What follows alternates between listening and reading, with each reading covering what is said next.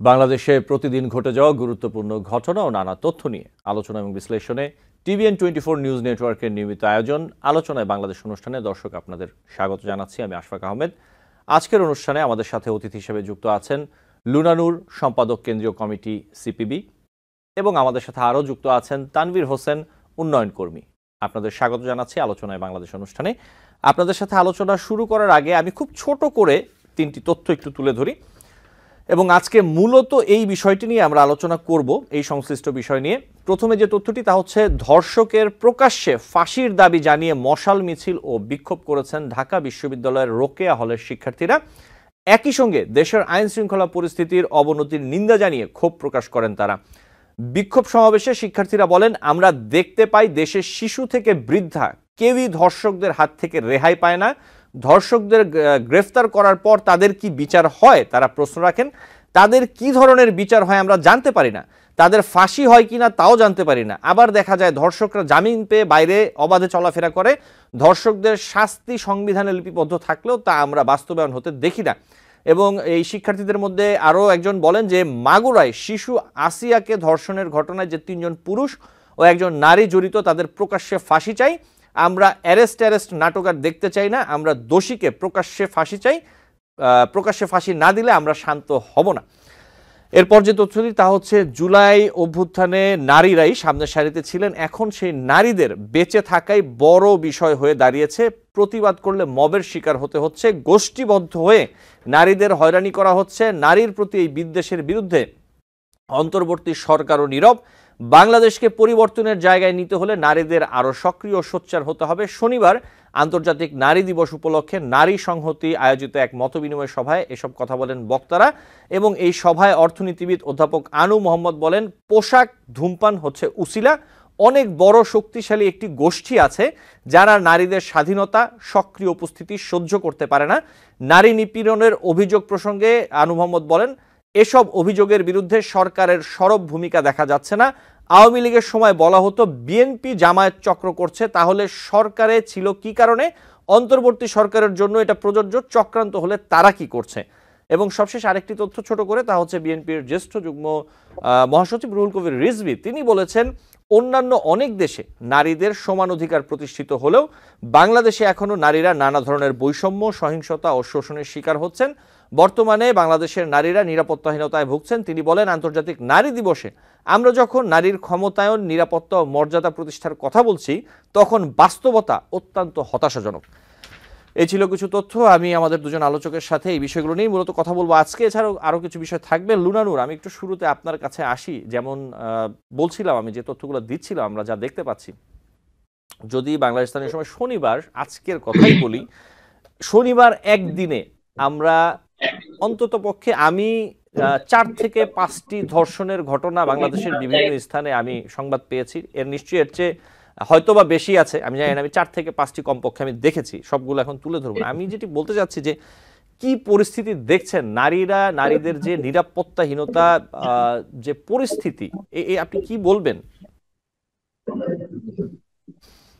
ধন্যবাদ পুষ্পাক আপনাকে, সমালোচক যে রয়েছেন তাকে। শুরুতেই আজকে 8 মার্চ আন্তর্জাতিক নারী দিবস, নারীর হাজার বছরের লড়াই সংগ্রামের একটা অর্জন। এই দিনে আমি সারা পৃথিবী লড়াকু নারী সমাজকে, নিপীড়িত নারী সমাজকে অভিনন্দন জানাতে চাই, শুভেচ্ছা জানাতে চাই। কিন্তু শুভেচ্ছা জানানোর যে একটি মুড থাকে মানুষের, যেটা মানসিক পরিস্থিতি থাকে, আজকে আমরা সারা দেশব্যাপী বিভিন্ন আঙ্গিকে আন্তর্জাতিক নারী দিবস পালন করছি। আমাদের সেই মনোভাবটি বা সেই মানসিক পরিস্থিতি আপনারা জানেন যে, আমার মনে হয় দেখছেন যে, আমি তো আমার যে সময়কাল, যে রাজনৈতিক পরিক্রমা বা আন্দোলনের যে পরিক্রমা, সেই সময়কালে বা তার আগেও যদি বলে থাকি, যে যুদ্ধ পরবর্তী বাংলাদেশে আমার মনে হয় যে এই সময় বাংলাদেশের নারীরা সবচেয়ে বেশি প্রকাশ্যে সহিংসতার শিকার হচ্ছে এবং সবচেয়ে বেশি উদ্বেগের সময় কাটাচ্ছে। এটি খুবই অনাকাঙ্ক্ষিত একটি পরিস্থিতি। এটি আপনি যেভাবে বললেন 6টি বিভিন্ন অনলাইন মিডিয়া পোর্টাল থেকে আমি দেখার চেষ্টা করছিলাম, অন্য অন্য জায়গায় কথা বলছিলাম। তো আজকে যেহেতু আন্তর্জাতিক নারী দিবস, যে আজকে সারা দিন গতকাল মানে প্রকাশিত নিউজ সংবাদপত্রে যা বেরিয়েছে তার বাইরে অনলাইন পোর্টাল গুলো যেগুলো মানে তাৎক্ষণিক নিউজ দিয়ে থাকে, সেখানে 8টি ধর্ষণের ঘটনা বিভিন্নভাবে দেখা দিয়েছে। সংখ্যাটি বা জায়গাগুলো উল্লেখ করা খুব জরুরি না। জরুরি যে বিষয়টি হচ্ছে যে এই পরিস্থিতিটা খুবই অনাকাঙ্ক্ষিত ছিল বাংলাদেশের নারীদের কাছে। কারণ হচ্ছে যে এটা তো বলার অপেক্ষা রাখে না যে বাংলাদেশের নারীরা আহ, কখনোই খুব বেশি নিরাপদ বা খুব বেশি তার নিজের অধিকার অর্জিত হয়েছে বলে এরকম পরিস্থিতি অনুভব করেছে সেটি না। আমাদের সর্বক্ষণ একটা সংগ্রামের মধ্যে দিয়ে যেতে হয়েছে। নিরাপত্তার জন্য লড়াই, নিজের অধিকারের জন্য লড়াই, সমতার জন্য লড়াই, সেটি করতে হয়েছে। কিন্তু এই যে জুলাই আগস্টের যে ছাত্র গণ অভ্যুত্থান ছিল, সেই গণ অভ্যুত্থানে বরাবরের মতো বাংলাদেশের নারী সমাজে, বিশেষ করে তরুণ নারী যারা ছিলেন নারী শিক্ষার্থী, তাদের একটি খুব গুরুত্বপূর্ণ, ব্যাপক এবং ঝুঁকিপূর্ণ অবস্থান ছিল। আপনারা দেখেছেন নানা রকমের ঝুঁকি নিয়ে রাতের বেলাও আন্দোলনে তারা সামিল থেকেছে। জীবনের ঝুঁকি, নিরাপত্তার ঝুঁকি, সবকিছু, সামাজিক ঝুঁকি একজন নারীকে বহন করতে হয়। কিন্তু তারপরে যে পরিস্থিতিটি তৈরি হচ্ছে, বিভিন্ন ভাবে নারীর প্রতি বিদ্বেষ ছড়ানো হচ্ছে, নারীর প্রতি বিদ্বেষমূলক নানা ধরনের কর্মসূচি গ্রহণ করা হচ্ছে, নারীর অধিকারকে অস্বীকার করা হচ্ছে এবং হেনস্থা করা হচ্ছে। এবং আমি খুব সুস্পষ্ট করে বলতে চাই যে এইসব আমাদের নিরাপত্তা দিতে আমরা যে লড়াই করেছি, সেই লড়াইয়ের অর্জনকে আমাদের করতে বা আমাদের অধিকার নিশ্চিত করতে এই ইন্টারিম গভর্নমেন্ট, অন্তর্বর্তীকালীন গভর্নমেন্ট একদম সম্পূর্ণভাবে ব্যর্থ হয়েছে। নারীর স্বাধীনভাবে চলাফেরার যে সাংবিধানিক ন্যূনতম অধিকারটুকু, সেই অধিকারটুকু খর্ব হচ্ছে। কিন্তু অন্তর্বর্তীকালীন সরকার আমরা তেমন কোন চোখে পড়ার মতো অথবা সরকারের পক্ষ থেকে বলতে পারে এরকম কোন ন্যূনতম পদক্ষেপ দেখছি না, যে বিষয়টি অত্যন্ত উদ্বেগের। এবং এর তীব্র নিন্দা প্রতিবাদ আমি জানাচ্ছি। এবং এমন একটি পরিস্থিতিতে বাংলাদেশের নারী সমাজ আজকে আন্তর্জাতিক নারী দিবস পালন করছে, যে আন্তর্জাতিক নারী দিবসের যে মহিমা, যে তাৎপর্য, সেটি আসলে আন্তরিকভাবে অনুভব করা বা সেটি ছড়িয়ে দেওয়ার মতো মানসিক অবস্থা বাংলাদেশের নারী সমাজে। খুবই ভয়াবহ বিভৎস একটি রাত গতকাল। আপনারা জানেন যে একবার গণমাধ্যমে বেরিয়েছিল যে সে 9 বছরের শিশুটি মারা গিয়েছে। যে বিষয়টিকে আপনি নির্যাতন, নিপীড়ন, সেটা তো একটা আছেই, যে একটা লিঙ্গ বিষয় বৈষম্য, সেটির বাইরেও আপনি যদি একদম ব্যক্তিগতভাবে চিন্তা করেন, একটি 9 বছরের শিশু আর সেই ধরনের বিভৎসতার শিকার হয়েছে, আপনি যে কোনো ন্যূনতম মানবিক বোধ সম্পন্ন মানুষ বা সংবেদনশীল মানুষ, যার অধিকার সম্পর্কে, যার ন্যায্যতা সম্পর্কেও ন্যূনতম ধারণা নেই, তারও হচ্ছে এই বিষয়টি তার তার ক্ষেত্রেও তাকেও কাতর করে তুলবে। এরকম একটি পরিস্থিতিতে আজকে আমরা কথা বলছি। আমরা জানি না আমাদের এই লড়াই আসলে কিভাবে কত দূর এগিয়ে নিয়ে যেতে হবে এবং আসলে কোথা থেকে শুরু করতে হবে। বাংলাদেশের নারীদের কিছুদিন পর পরই আবার শুরু থেকে শুরু করতে হয়, প্রথম থেকে শুরু করতে হয়। এই জিনিসটি আমাদের জন্য খুবই দুঃখের, আতঙ্ক।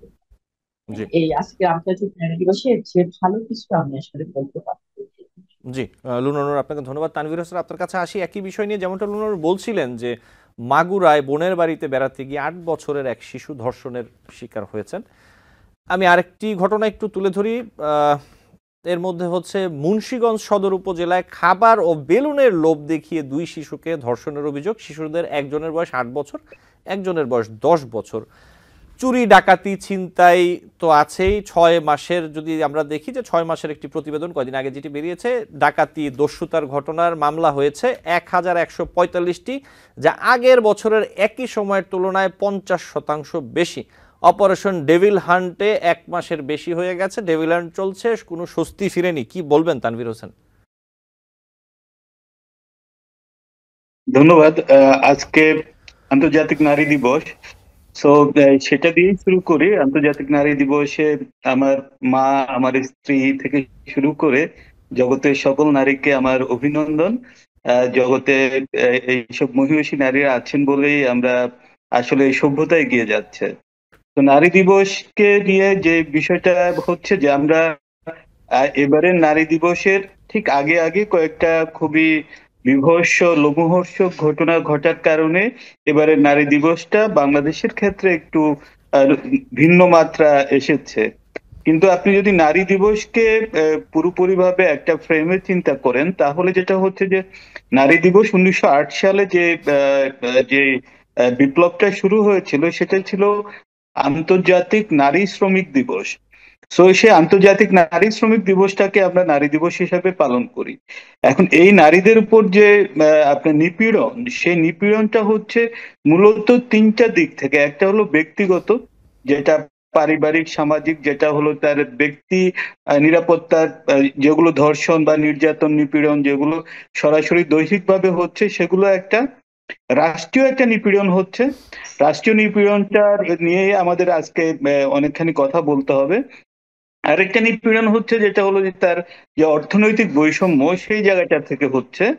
তো অনেক ধরনের নিপীড়ন হচ্ছে। তো এই নিপীড়নের মধ্যে সবচাইতে বড় যে সমস্যাটা বাংলাদেশের ক্ষেত্রে আমরা দীর্ঘদিন ধরে প্রত্যক্ষ করি সেটা হলো যে আপনার নীরবতা, এক ধরনের নীরবতা। অপরাধ যিনি করেন বা অপরাধকে চাপিয়ে রাখার এক ধরনের প্রবণতা দীর্ঘদিন ধরে বাংলাদেশের সংস্কৃতিতে আছে।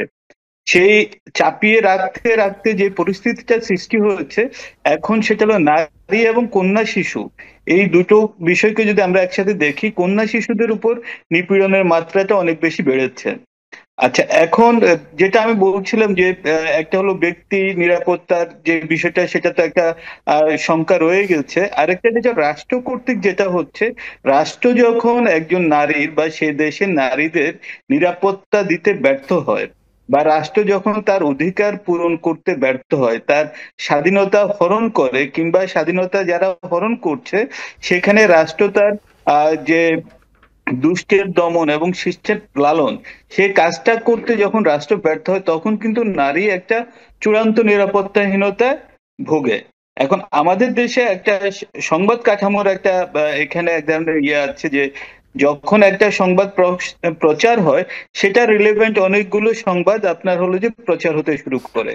এখন আমাদের কিন্তু প্রতিদিন যে হারে নারী ঘরে এবং বাইরে নির্যাতিত হচ্ছে, সেই নির্যাতনের বিরুদ্ধে আসলে একটা দীর্ঘমেয়াদী সংগ্রাম তৈরি করতে হবে। কিন্তু এর মধ্যে এটা যে জিনিসগুলো হচ্ছে, আজকে যেটা ঢাকা বিশ্ববিদ্যালয়ে যে বিশ্ববিদ্যালয়ের ছাত্রীরা যে দাবিটা তুলেছে যে ধর্ষণকারীর বা ধর্ষকের প্রকাশ্যে ফাঁসি চায়, সেগুলো আবার তাদের একটা আবেগের বহিঃপ্রকাশ। আমি তাদের আবেগের প্রতি সম্মান জানিয়েই বলছি যে আমাদেরকে অবশ্যই যাই করতে হবে সেটা আইনানুগ প্রক্রিয়ার মধ্যে দিয়ে করতে হবে।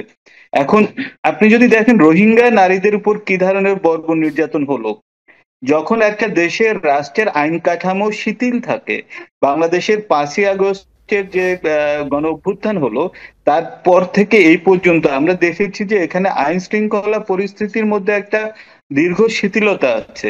এই শিথিলতার কারণে অপরাধী যারা আছে, যারা পুরনো অপরাধী বা যারা নতুন করে অপরাধী হচ্ছে, এই সব অপরাধীদের মধ্যে অপরাধ করার প্রবণতা বেশি হচ্ছে। কারণ যখন আপনার আইন শৃঙ্খলা পরিস্থিতি একেবারে একটা লুসিড অবস্থায় থাকে, ঢিলেঢালা অবস্থায় থাকে, তখন অপরাধের প্রবণতা বাড়তে শুরু করে। সো আমি তীব্রভাবে নিন্দা জানাই এই কন্যা শিশুদের উপর যে নির্যাতন নিপীড়নের ঘটনা ঘটেছে, তীব্রভাবে নিন্দা জানাই। এই ক্ষেত্রে প্রবলেম যেটা হচ্ছে যে যারা এই মানে আপনাকে খুব ক্রিটিক্যালি অ্যানালিসিস করতে হবে। ধরুন একজন ধর্ষক বা নিপীড়নকারীর বিরুদ্ধে মামলা হচ্ছে, মামলাটা যথাযথ ধারায় হচ্ছে কিনা, সে ধারাটা তাকে যে উকিল ডিপেন্ড করছে সেখানে কি ধরনের প্রশ্ন করা হচ্ছে, কিভাবে পুরো আইন প্রক্রিয়াটা আপনার হলো যে পরিচালিত হয়েছে, এই প্রত্যেকটা জায়গাতেই কিন্তু নারীর প্রতি সহিংসতা হচ্ছে। নারীকে আপনার দেখা যায় যে যে প্রশ্নগুলো করা হয় সেই প্রশ্নের মাধ্যমেও নারীর প্রতি সহিংসতা করা হয়। সুতরাং এই এবং যে সংবাদ পরিবেশন করা হয় সেখানেও আমরা দেখেছি যে খুব যথেষ্ট রকমের যে আপনার দায়িত্বশীল ভাবে সংবাদ পরিবেশন সেটা হচ্ছে না। যে জায়গাটা আমি প্রথমে বলতেছিলাম যে নীরবতা, এই যে ঘটনাটা আমরা দেখেছি যে একটা শিশুর সাথে ঘটেছে, সেটা কিন্তু একটা পারিবারিক নির্যাতনের একটা চিত্র আমরা দেখলাম। এ ধরনের হাজার হাজার পারিবারিক নির্যাতন হয় যেগুলো পরিবারগুলো সামনে নিয়ে আসে না, পরিবারগুলো সেগুলো প্রতিবাদ করে না। এখন প্রতিবাদ কেন আমাদের নারীরা করতে পারছে না? কারণ সে অর্থনৈতিকভাবে মুক্ত নয়, অর্থনৈতিকভাবে স্বাধীন নয়। একজন মানুষ যখন অর্থনৈতিকভাবে স্বাধীন থাকে না, সে তখন তার প্রতিবাদ করার সক্ষমতা তৈরি হয় না। সুতরাং আমার কাছে মনে হয় যে বাংলাদেশের নারী, এখন বাংলাদেশের প্রতি 100 জন নারীর বিপরীতে 99 জন পুরুষ, সুতরাং নারীর সংখ্যা বেশি।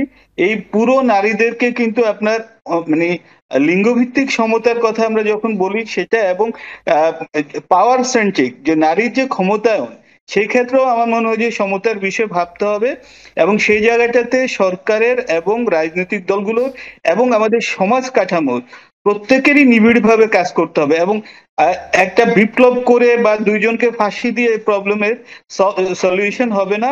এটার জন্য আসলে আমাদের দরকার একটা দীর্ঘমেয়াদী প্রস্তুতি, এবং সেই প্রস্তুতিটা আমরা সম্ভবত এখনো শুরুই করতে পারিনি। জি তানভীর হোসেন, ধন্যবাদ। আমি আবার আসবো আপনার কাছে। ধন্যবাদ। লুনানুর, আপনার কাছে একটু আসি। এই যে তানভীর হোসেন, আমি আপনার কাছে আরেকটু আসি। এই যে আপনি দেখেছেন নিশ্চয়ই যে লালমাটিয়াতে একটি ধূমপানের, এক নারীর ধূমপানের ঘটনা নিয়ে আসলে নানা রকমের কিছু হলো। আনু মোহাম্মদ যেমনটা বলছেন, অনেক বড় শক্তিশালী একটি গোষ্ঠী আছে, তিনি বলছেন যে যারা নারীদের স্বাধীনতা, সক্রিয় উপস্থিতি সহ্য করতে পারে না। এই বিষয়টির ব্যাপারে আপনি কি বলবেন? যারা এরকম আছেন তাদের ব্যাপারে কি বলবেন? তাদের আসলে কি করণীয় যারা নারীদের সক্রিয় উপস্থিতি সহ্য করতে পারেন না? তানভীর হোসেন। আচ্ছা, যারা সক্রিয় উপস্থিতি সহ্য করতে পারে না তারা সম্ভবত চিহ্নিত সমাজে। আমরা জানি যে তারা কারা, তারা কেন সহ্য করতে পারে না। সেই শক্তিটা আসলে এক ধরনের রাজনৈতিক এবং দার্শনিক শক্তি, এক ধরনের ফিলোসফিক্যাল জায়গাতে আছে, যারা সেই জায়গাটা থেকে নারীকে পর্দার ভিতরে বা গৃহবন্দী অবস্থায় রাখতেই তারা ভালোবাসেন। তারা নারীকে আমার ধারণা মানুষ হিসেবে কতটা মনে করেন সেটা নিয়েও আমার একটু সংশয় আছে। প্রথমত হলো যে ঘটনাটা লালমাটিয়াতে ঘটেছে, এগুলোকে সত্যি আসলে আপনি দেখবেন যে সোশ্যাল পুলিশিং, এই সোশ্যাল পুলিশিং দেখবেন নারীর উপরে অনেক বেশি হচ্ছে। কিরকম হচ্ছে, একটা মানে এটা এমন নয় যে সে তার নিজের মেয়ের সাথে করছে, সে অন্যের মেয়ের সাথেও করছে সে, এবং মানে সমাজে এই একটা শ্রেণী তৈরি হয়ে আছে, এবং তারা কিন্তু কোন ধরনের ইনফরমেশন দ্বারা তারা উদ্বুদ্ধ হচ্ছে সেই জায়গাটাতে আমাদেরকে মূলত ফোকাস করতে হবে। এখানে ধর্মীয় সেন্টিমেন্ট আছে, এবং আমি যেটা মনে করি সেখানে নারীদেরকে এখানে ধর্মের ভুল ব্যাখ্যাও আছে। ফর এক্সাম্পল, আমরা এই কিছুদিন আগে দেখলাম যে এক পক্ষ আন্দোলন করছে যে তারা শুধুমাত্র ফিঙ্গারপ্রিন্ট দিয়ে কোনো ছবি তুলবে না। আমি জানি না, আমার জানা মতে ধর্মের কোথাও ছবি তোলার বিষয়ে ঠিক প্রবল রকমের কোনো বাধ্যবাধকতা বা নিষেধাজ্ঞা আছে, কারণ সেটা নিয়ে দীর্ঘদিন ধরে কথা হচ্ছে, কাজ হচ্ছে। এখন আপনি কি কোন নাগরিক হিসেবে যে একজন মানুষ কি করছে, তার আপনার প্রশ্ন বা আপনার মানে আচরণ তার ব্যক্তি স্বাধীনতায় কতটা হস্তক্ষেপ করছে সেটা বোঝার মতো করে আমরা আসলে কতজন ভাবি। এখন এদেরকে যে প্রশ্রয় দেওয়া হচ্ছে, আইন যখন শিথিল হয়, এরা যখন প্রশ্রয় পায়, তখন কিন্তু আপনার দীর্ঘমেয়াদী একটা হলো যে এটার একটা প্রভাব পড়ে। আপনি দেখবেন যে প্রায় বাংলাদেশে একটা স্ট্রাগল হয় নারীদের পোশাক নিয়ে, এবং নারীরাও এইসব স্ট্রাগলের মধ্যে জড়িয়ে পড়ে। সো আমার কাছে মনে হয় এগুলো আসলে একেবারে সে পুরনো কাসুন্দি, এগুলো নিয়ে অনেকদিন ধরে কথা হচ্ছে, কিন্তু আমরা যেটা বললাম যে রাষ্ট্র কিন্তু এই জায়গাটাতে ব্যর্থ হচ্ছে। রাষ্ট্র তার নারীর সাংবিধানিক অধিকার নিশ্চিত করতে ব্যর্থ হচ্ছে। সো প্রফেসর আনু মোহাম্মদ স্যাররা যখন বলেন যে এগুলো উসিলা মাত্র, এটা সত্যি, এগুলো আসলে উসিলা, কিন্তু তারা একটা ইনস্টিটিউশনের সাথে বিলং করে। আপনি যদি শুক্রবারের জুম্মার খুতবায় যদি আপনি সেটার পক্ষে সাফাই গান যে হ্যাঁ এটা তারা খুব ভালো করেছে, কিংবা আপনি যদি সেটার পক্ষে একটা মিছিল করেন, তাহলে কি হবে? তার মানে একটা পক্ষ আছে, তারা নিজেদের উদ্দেশ্য সাধন করার জন্য এটা করছে, এবং রাষ্ট্র এক্ষেত্রে নীরব কিনা বা রাষ্ট্র কোনো সক্রিয় ভূমিকা নিচ্ছে কিনা সেই জায়গাটা আসলে আমার মনে হয় যে অনেক বেশি প্রত্যক্ষ করতে হবে। জি তানভীর হোসেন, আপনাকে ধন্যবাদ। ধন্যবাদ। লুনানুর, আপনিও সাথে থাকবেন। আমরা একটি বিরতি নিব, বিরতি থেকে ফিরে আপনাদের সাথে আরো বেশ কয়েকটি বিষয় কথা বলবো। দর্শক, আলোচনায় বাংলাদেশ অনুষ্ঠানে নিচ্ছি ছোট্ট একটি বিরতি, সাথে থাকবেন। টিভিএন 24 টেলিভিশন দেখতে আজই কল করুন 7187776556। লগ ইন করুন www.totalcablebd.com। দর্শক, আলোচনায় বাংলাদেশ অনুষ্ঠানে আপনাদের আবারও স্বাগত জানাচ্ছি। আমাদের সাথে আছেন দুজন অতিথি। আমি সরাসরি প্রশ্নে চলে যাই। লুনানুর, আমি একটু বিরতির পর আপনার কাছে আসি, যে বিষয়টি নিয়ে আমি একটু তুলে ধরি। 4 দশকের বেশি সময় ধরে যদি আমরা দেখি যে বাংলাদেশের বড় দুটি যে রাজনৈতিক দল, তার শীর্ষে পদে আছেন দুজন নারী, এবং সরকার পরিচালনার ক্ষেত্রে যদি দেখি 3 দশকেরও বেশি সময় তারাই ছিলেন। এবং এর পরও যদি দেখি যে রাজনীতিতে যে নারীর কার্যকর অংশগ্রহণের ব্যাপারটি, এটি কি প্রতিষ্ঠিত হয়েছে বলে আপনি মনে করেন? জি। লুনানুর। একটি বিষয়কে মানে আমাদের একটু পরিষ্কার হতে হবে যে বিষয়টি নিয়ে সবসময় জনমনে এবং এটা প্রচারও করা হচ্ছে যে নারীর ক্ষমতায়ন বিষয়।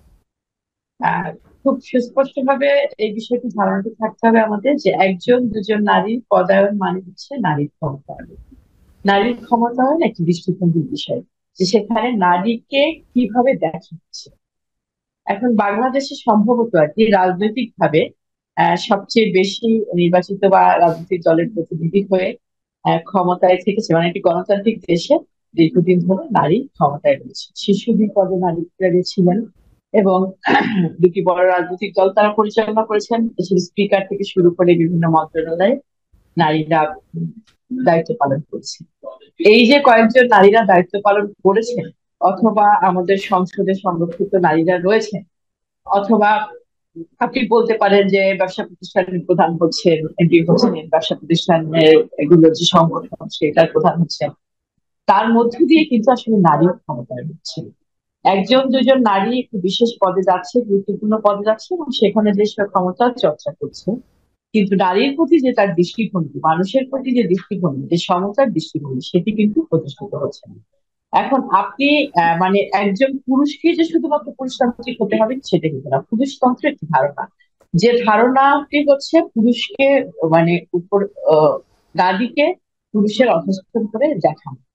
সেই ধারণাকে যদি একজন নারী পোষণ করে, সে যদি ক্ষমতা থাকে, তাহলে কিন্তু সেটা নারীর ক্ষমতায়ন হয় না। মানে এই জায়গাটা হচ্ছে আমাদের পরিষ্কার থাকতে হবে। এবং যার কারণে কি হয়েছে, বাংলাদেশে দীর্ঘদিন ধরে শীর্ষ পদে নারীরা থাকা সত্ত্বেও নারীদের কিন্তু তেমন কোনো পরিবর্তন হয়নি।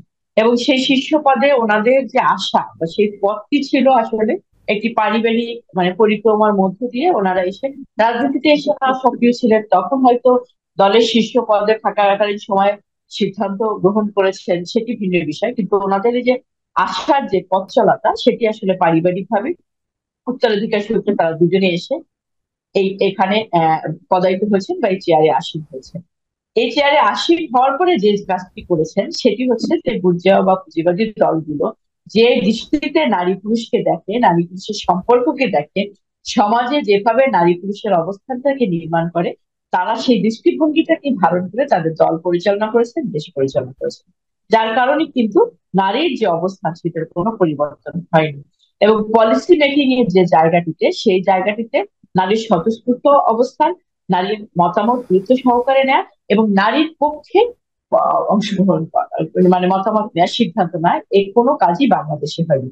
একটি জিনিস আপনাকে মনে রাখতে হবে, একটি সমাজে যখন আন্ডার প্রিভিলেজ দীর্ঘ বছর ধরে যুগের পর যুগ যখন একটি অংশ পিছিয়ে থাকে, তখন সেই অংশটিকে সামনের দিকে এগিয়ে আনার জন্য বা সমতার জায়গায় আনার জন্য তাকে কিছু ব্যবস্থা বা পথ তৈরি করে দিতে হয়। সেটিকে আপনি সুযোগ বলবেন না আর কি, সেটি একটি সিদ্ধান্ত নিয়ে আমাদের কিছু কৌশল করতে হয় আর কি।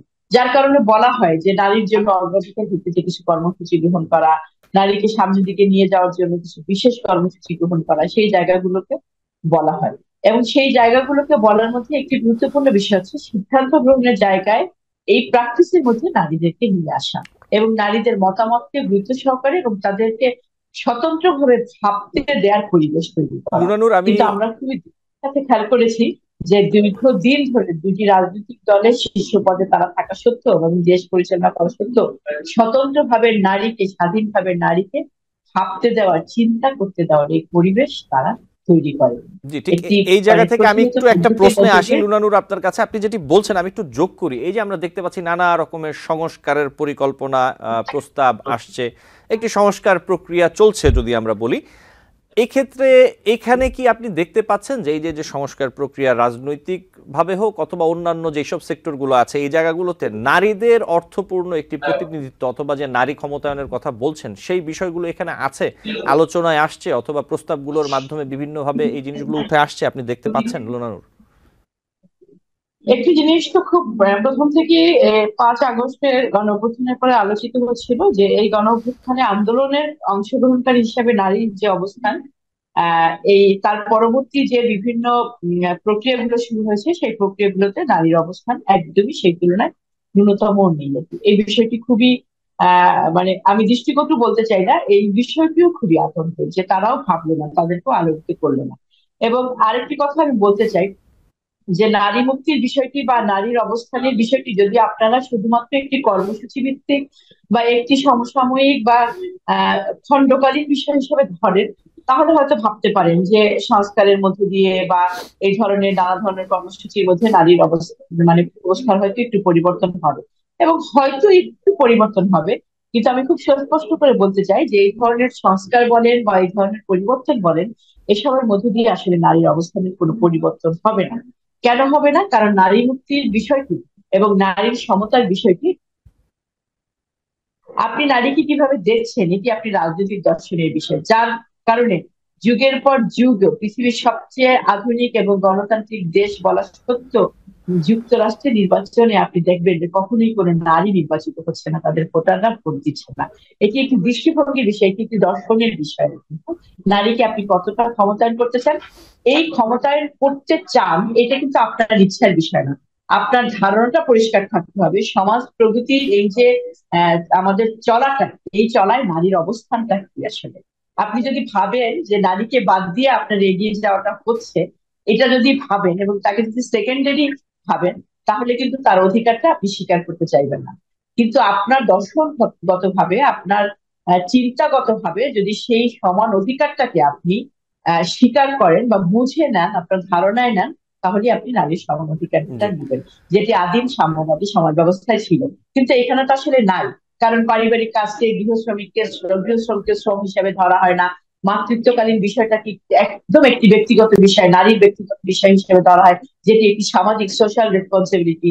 এই যে বিষয়গুলো, এই বিষয়গুলোকে আমাদেরকে মানে আমাদের ধারণার মধ্যে, আমাদের চিন্তার মধ্যে, আমাদের পরিকল্পনার মধ্যে পরিষ্কার করতে হবে যে মাতৃত্বের বিষয়টি একটি সামাজিক রেসপন্সিবিলিটি। গৃহশ্রম একটি অত্যন্ত গুরুত্বপূর্ণ শ্রম। এই যে কাজগুলোকে যদি আমরা স্বীকার করে নিই, এই যে বিষয়গুলো যদি আমরা মেনে নিই, তাহলেই না আমরা সমতার জায়গাটা একমত হতে পারবো। কিন্তু আমি জি। যদি মনে করি যে মাতৃত্বের বিষয়টি নারীর ব্যক্তিগত বিষয়, গৃহশ্রম কোনো শ্রমই না, নারীরা কোনো কাজই করছে না, নারীকে আসলে ঘরেই থাকতে হবে, যৌনতার বিষয়টি নারী একটি ভোগের পণ্য, তার সিদ্ধান্তের কোনো বিষয় নেই, তাহলে তো আপনি আসলে সমান অধিকারের যে জায়গাটা আপনার ধারণার মধ্যেই নিয়ে আসতে পারবেন না। আপনি যখন স্বীকারও করবেন না, আপনার চর্চায় সেটি আসবে না, জি, এবং আলটিমেটলি সেটি হচ্ছে। লুনা নূর, আমি আসবো আপনার কাছে আবারও। ধন্যবাদ। তানভীর হোসেন, একই বিষয়ে আপনি কি বলবেন? আমি আর প্রশ্নটা আবারও করলাম না, একই বিষয়। হ্যাঁ, ধন্যবাদ। লুনা আপা তো অনেকখানি বলেছেন। যেটা হলো, যদি আপনি জেন্ডার লেন্স থেকে যদি চিন্তা করেন, তাহলে ক্ষমতায়িত মানুষ তিনি কিন্তু নারী এবং পুরুষ আলাদা করা খুব মুশকিল হয়ে যায়।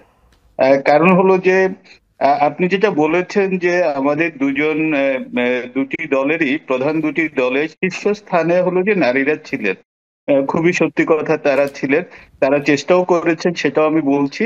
পাশাপাশি আপনারা দেখেন যে তাদের আশেপাশে কারা ছিলেন, সেখানে তাদের সাথে কাজ করার যে প্রক্রিয়া, সেই প্রক্রিয়া কতখানি আসলে নারী বান্ধব ছিল, বা কিংবা আমরা কি কখনো জানতে চেয়েছি যে তারা সেই শীর্ষ পদে থেকে কতটা চ্যালেঞ্জ মোকাবেলা করেছেন? সেটা কি আমরা কখনো জানতে চেয়েছি কিনা? এখন আমাদেরকে আসলে চিন্তা করতে হবে বেজ অফ দ্য পিরামিড। পিরামিডের নিচে যারা থাকে, পিরামিডের টপে তো সবসময় আমরা দেখবো যে অবশ্যই যারা ক্ষমতাশীল তারা থাকবেন। রাজনৈতিক দলগুলোর এখানে এক ধরনের লুকোচুরি আছে। লুকোচুরিটা হলো এরকম যে, ধরেন আপনার 30% নারী তাদের দলে থাকতে হবে।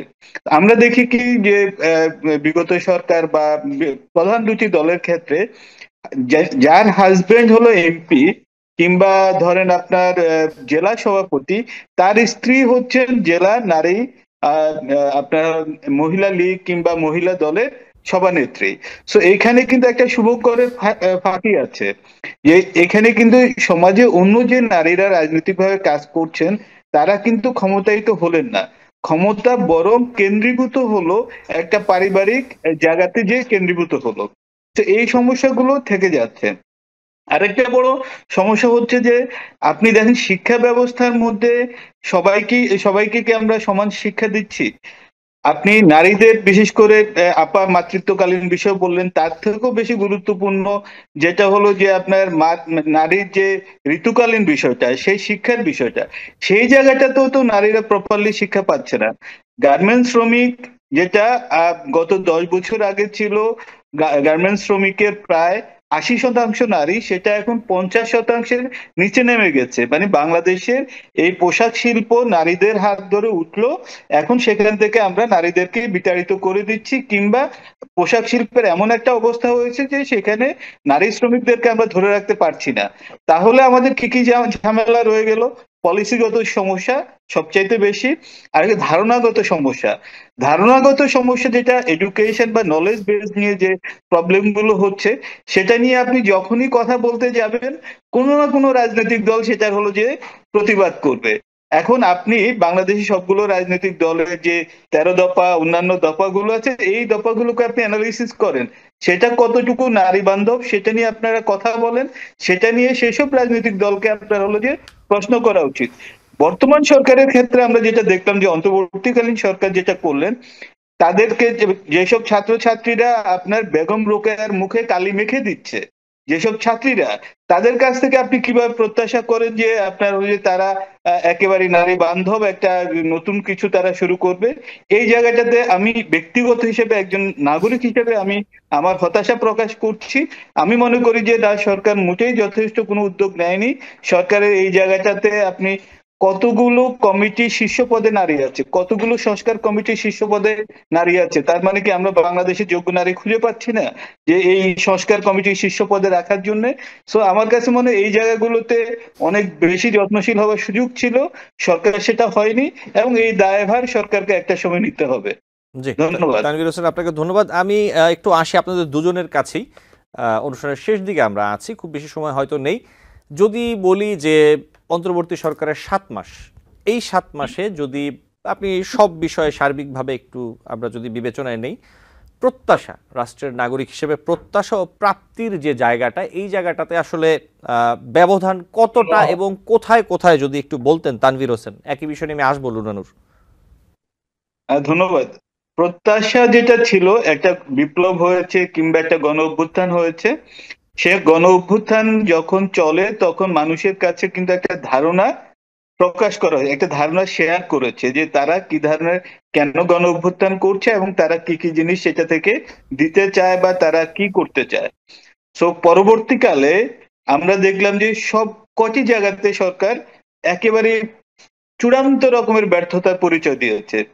প্রথম হলো যে জননিরাপত্তা বা রাষ্ট্রের একজন নাগরিক হিসেবে রাষ্ট্রের সবচেয়ে বড় যেটা দরকার ছিল সেটা হলো যে তার হলো যে নাগরিকদের নিরাপত্তা দেয়া। নিরাপত্তা দেওয়ার ক্ষেত্রে আমরা দেখলাম সরকার ব্যর্থ হয়েছে, এবং এর মধ্যে যে পরিমাণ অপরাধ, যে পরিমাণ মব জাস্টিস হয়েছে, সেগুলোকে সরকার অ্যালাউ করেছে। কেন অ্যালাউ করেছে সরকার ভালো জানে। তারপর সরকার তার যে প্রথম যে তাদের যে প্রচেষ্টা ছিল সেখান থেকে সরে এসে তারা রাজনৈতিক দল তৈরি করেছে। সুতরাং আমি ব্যক্তিগতভাবে মনে করি যে সরকার যে প্রতিশ্রুতি দিয়ে একটা ইনক্লুসিভ, আমরা প্রথমে যেটা শুনলাম যে আমাদের মাননীয় প্রধান উপদেষ্টা একটা ইনক্লুসিভ রাষ্ট্র তৈরি করার জন্য উনি কাজ করবেন। সো আমি কখনো কোথাও আমি ইনক্লুসিভ বিষয়টা আমি খুঁজে পাইনি। তো একজন এনজিও কর্মী হিসেবে, একজন রাজনৈতিক পর্যবেক্ষক হিসেবে আমি মনে করি যে সরকারকে আসলে যদি আপনি 10-এর মধ্যে 3 দেওয়াটাও আমার পক্ষে মনে হচ্ছে যে খুবই কষ্টকর হয়ে যাবে। জি, ধন্যবাদ। আপনাকে ধন্যবাদ। লুনানুর, একই বিষয়, প্রত্যাশা ও প্রাপ্তির মধ্যে ব্যবধান কতটা যদি একটু বলতেন।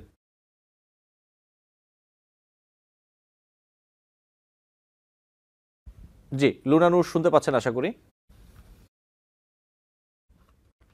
আচ্ছা, লুনানুরের আমি জি আমি এখন শুনতে পাচ্ছি, জি এর আগে জি শুনতে পাইনি। বলুন জি বলুন।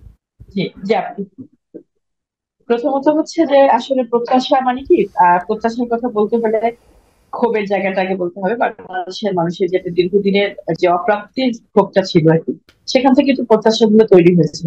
সেখানে একটি হচ্ছে যে সবচেয়ে যে জায়গাটা এই মুহূর্তে আমরা মনে হয় যে মানুষের আশাভঙ্গ হয়েছে, সেটি হচ্ছে নিরাপত্তাহীন। মানুষ খুবই অনিরাপদে আছে, আইন শৃঙ্খলা পরিস্থিতি যে বিষয়টা ঘটছে সেটি খুবই অনাকাঙ্ক্ষিত, মানুষ আতঙ্কে আছে। আরেকটি বিষয় সবচেয়ে গুরুত্বপূর্ণ, যেটি খুব বেশি প্রত্যাশা কিন্তু করা যাবে, কারণ হচ্ছে যে সরকার পরিচালনা তো আসলে একটা অভিজ্ঞতার বিষয়, এটা একটি রেসপন্সিবিলিটির বিষয়, জবাবদিহিতাও হচ্ছে একটি চর্চার বিষয়। তো যখন হঠাৎ করে একটি গণ অভ্যুত্থানের মধ্য দিয়ে এই ধরনের একটি সরকার তৈরি হয় আর কি, আমাদের তাদের কর্মক্ষমতা সম্পর্কে একটা ধারণা থাকতে হবে বা তারা কতদূর যেতে পারে। কিন্তু মিনিমাম যে জায়গাটুকু বাংলাদেশের মানুষের, এটা আপনাদের মাথায়, আমাদের সকলের মাথায় রাখতে হবে যে কোটা সংস্কারের দাবিতে যে আন্দোলনটা শুরু হয়েছিল, সেই আন্দোলনের পেছনে বাংলাদেশের মানুষের যে ক্ষোভগুলো কাজ করছিল, সেটি হচ্ছে দুর্নীতি, দুর্বৃত্তায়ন এবং ভোটাধিকার ক্ষুণ্ণ হওয়া দীর্ঘদিন ধরে। এবং তার সাথে যেটা ছিল সেটি হচ্ছে যে মানুষ হিসাবে নাগরিকের যে মর্যাদা ক্ষুণ্ণ হচ্ছিল সেই জায়গাটা। তো এই এই এই জায়গাটা এসে আহ আমরা মানুষ যেটা প্রত্যাশা করছে দীর্ঘদিন ধরে, সব জায়গা থেকে দাবি উঠছে যে বঞ্চিত বাংলাদেশের মানুষ ভোট দিতে চায়, সরকারের কাছে একটি রোড ম্যাপ চায়, কিন্তু সরকার কিন্তু প্রতিদিনই কোনো না কোনো উছিলায় সেই বিষয়টিকে বাইপাস করছে, অন্যদিকে ঘুরিয়ে নিচ্ছে। তো সেইখানে আমার মনে হয় যে মানুষের প্রত্যাশার সাথে প্রাপ্তির ফারাকটা দিন দিন বাড়ছে, যেটি আমরা চাই না। আমরা চেয়েছিলাম এই অন্তর্বর্তীকালীন সরকারকে সহযোগিতা করে একটি নতুন বাংলাদেশে যাত্রা শুরু করতে। এখনো পর্যন্ত আমি একটু এক মিনিট একটি ভিন্ন প্রসঙ্গে আসি, সময় একদম শেষ, আমার হাতে ঠিক 2 মিনিটই আছে। আমি খুব ছোট করে, যদি বাইতুল মোকাররম এলাকায় নিষিদ্ধ সংগঠন হিজবুত তাহরীরের মার্চ ফর খিলাফত কর্মসূচি এবং ঢাকার বিভিন্ন জায়গায় এই সংক্রান্ত পোস্টারও দেখা গেছে। এখন আমরা যেটা দেখতে পাচ্ছি যে অনেক মানুষ বলছেন, সাধারণ মানুষ, রাজনীতিবিদরাও বলছেন যে ধর্মভিত্তিক রাজনৈতিক দল বা সংগঠন যেগুলো আছে তাদের প্রতি সরকারের কিছুটা হয়তোবা দুর্বলতা আছে, অথবা অনেকে মনে করছেন যে তাদের হয়তোবা কোনো কারণে ভয় পাচ্ছে আইন শৃঙ্খলা বাহিনী অথবা সরকারের কোনো পক্ষ। আপনি কি মনে করেন এই বিষয়টা, যদি একটু সংক্ষেপে বলতেন লুনানুর? 1 মিনিট। এক্স্যাক্টলি, একটা সেটা তো খুবই ছিল যে গতকালকে তারা যে কর্মসূচিটা পালন করেছে, আন্তর্জাতিকভাবে নিষিদ্ধ একটি দল, তারা দীর্ঘদিন পরে ঘোষণা দিয়ে তাদের এই কর্মসূচি পালন করেছে। এবং এই কর্মসূচি পালন, আমি ওই মুহূর্তে আমি ওই জায়গাতে ছিলাম, কর্মসূচি শুরুর আগ মুহূর্ত পর্যন্ত সরকারের পক্ষ থেকে তেমন কোনো পদক্ষেপ আমরা দেখতে পাইনি যেটি একটি নিষিদ্ধ দল এটি করছে, নিষিদ্ধ জঙ্গি ধর্মীয় দল, সেবাদী দল। কিন্তু যে কথাটি বলছে সেটা হচ্ছে যে সরকারের দুর্বলতা আছে কি আছে না, সেটা তো আসলে মানে বলতে পারবো না। আমরা হচ্ছে তার পদক্ষেপের মধ্য দিয়ে তাকে মূল্যায়ন করতে পারবো। সরকার এই যে ধর্মীয় উগ্রবাদী দলগুলো যেভাবে মাথাচাড়া দিয়ে উঠছে অথবা যেভাবে বিদ্বেষ ছড়াচ্ছে, এবং এক কথায় আর কি বাংলাদেশ বিরোধী একটা মনোভাব, বাংলাদেশের সংবিধান, বর্তমান সংবিধান বিরোধী একটা মনোভাব যে তারা, বা একটা বক্তব্য যে তারা দিচ্ছে, এই বিষয়ে সরকারের অবস্থান খুবই নতজানু এবং সরকার সঠিক পদক্ষেপ দিচ্ছে না বলে। জি লুনানুর, আপনাকে ধন্যবাদ। তানভীর হোসেন, 30 সেকেন্ডস, আপনি যদি একদম সংক্ষেপে একটু বলেন, আমাকে শেষ করতে হবে।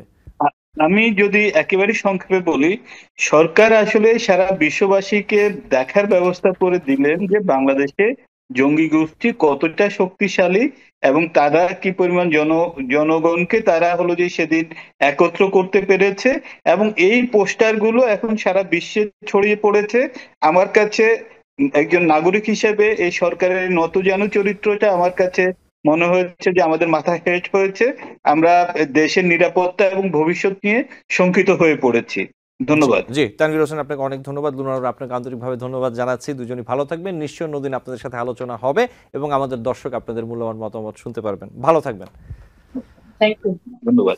দর্শক, আলোচনায় বাংলাদেশ অনুষ্ঠানে আজ এই পর্যন্তই। পরবর্তী অনুষ্ঠান দেখার আমন্ত্রণ জানিয়ে বিদায় নিচ্ছি।